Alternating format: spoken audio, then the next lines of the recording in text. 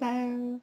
This video is sort of a follow-up video to a comment left in regards to the emotional vampires and how to get rid of them when you're so emotionally exhausted you just can't find the energy. So I guess I could entitle it How to Get Rid of the Emotional Vampire When You're a Coward. But no one out there is a coward. You're just emotionally exhausted, and I don't blame you. So I'm going to be sort of harsh with you. And don't take this personally. You're an adult. You have choices. And those choices need to be made. If you do not want to cut the ties to an emotional vampire, then that is your choice. If you want to cut the ties to emotional vampire, then the very first thing you have to do is figure out your part in the dance. What is making this relationship continue?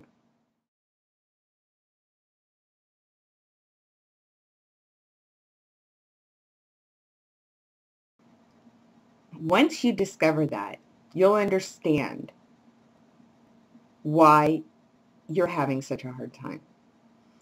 If it's your sense of need to be needed, if it's because you are the type of person who cannot handle confrontation at any level to the point that you rather emotionally suffer than stand up for yourself. Or are you starting to become a victim and it's easier to whine about the emotional vampire in your life than to take care of the emotional vampire in your life? Do you also have to have something to complain about? These are things that you have to ask yourself. You have to figure out where your role in the dance is. Are you taking your problem with the emotional vampire to everyone else around you to the point where you're becoming an emotional vampire on them? You gotta wonder. Once you figure out what your role is, you can stop it. If you are too tired to deal with it, write a letter.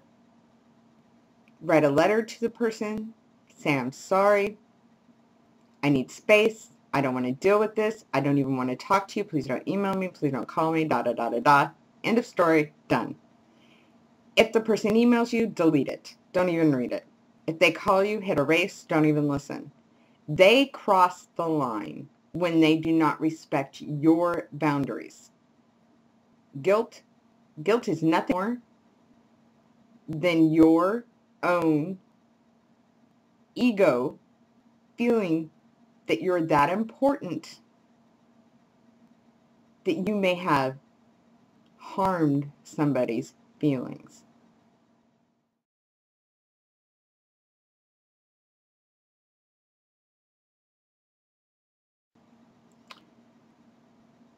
You can't do anything to anybody that they don't allow you to do. That is a bottom line as far as emotions go.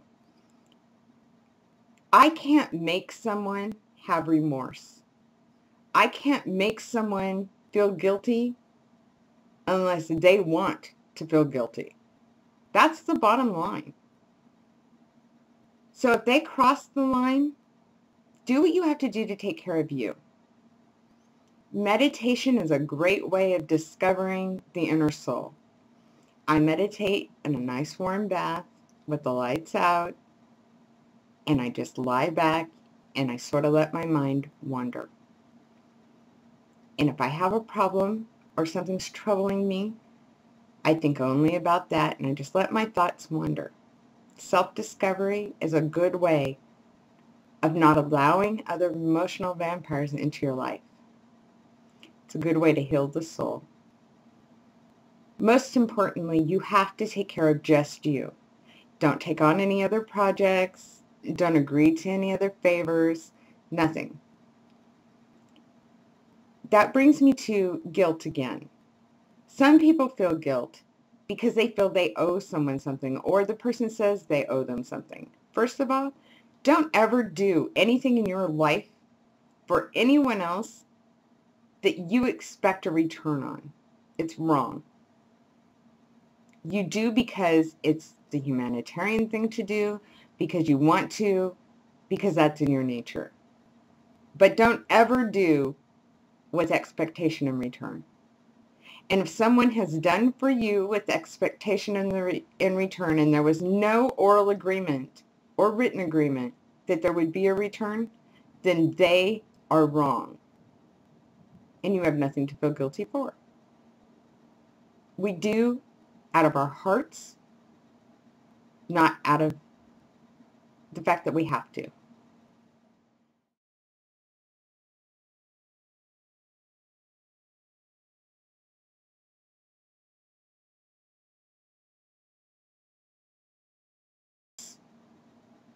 Not out of the fact that we have to. So if you owe someone money, but they're an emotional vampire, or you owe them something and this is an agreement between you guys, outline the details of the agreement and the repayment of it in the note and leave it at that and follow through.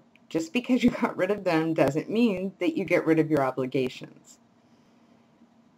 Being true to ourselves is the most important thing. I look at it like we are the tree that bears apples. And if we are not taking care of the tree and keeping it uninfested with pests, then when we share an apple, we're sharing an apple with worms. And what good is that? So the bottom line is, you have no reason to feel guilty.